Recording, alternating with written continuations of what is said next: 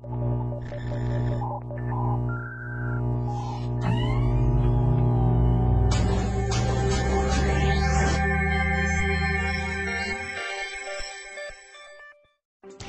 à tous, c'est Émilie pour WorldGSM.com. Bienvenue dans Buzz Mobile, l'émission qui couvre toute l'actualité de la téléphonie mobile.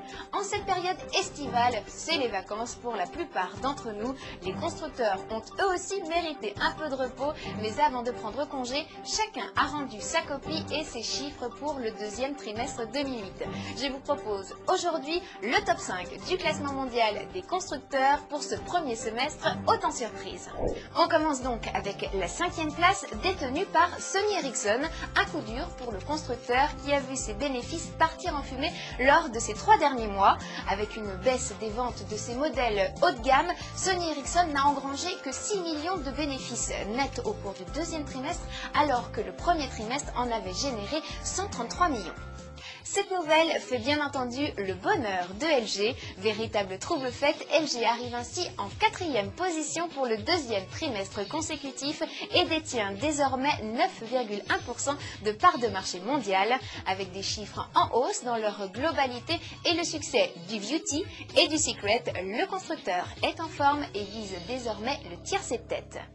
Mais ce n'est pas encore ce trimestre que Motorola lâchera sa 3e place, une véritable surprise pour l'américain. Malgré la restructuration de ses activités, Motorola a contre toute attente renoué avec l'espoir en engendrant 4 millions de dollars de bénéfices. Certes, le chiffre d'affaires et les parts de marché continuent de baisser, mais Motorola a la dent dure.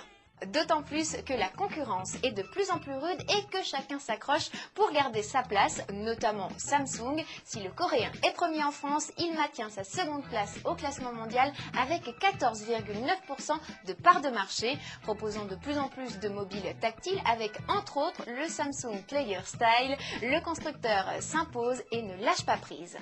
Mais il faudrait un véritable coup de génie pour dépasser le leader mondial. Je vous parle bien entendu de Nokia. Le Finlandais caracole une fois de plus et sans réelle surprise en tête du classement. Avec pas moins de 122 millions de terminaux au second trimestre, Nokia détient 40% de part de marché et reste très confiant en l'avenir. Voilà, vous connaissez désormais le top 5 des constructeurs pour ce deuxième trimestre. Le monde de la téléphonie est véritablement un univers impitoyable. Alors, on résume: 5e Sony Ericsson, 4e LG, 3e Motorola, 2e Samsung et sur la plus haute marche du podium, Nokia. Attention, la prochaine fois, cette interrogation écrite. Alors, je vous laisse réviser. Je vous dis à très bientôt pour une prochaine édition de Buzz Mobile. C'était Émilie pour WorldGSM.com. Bye bye.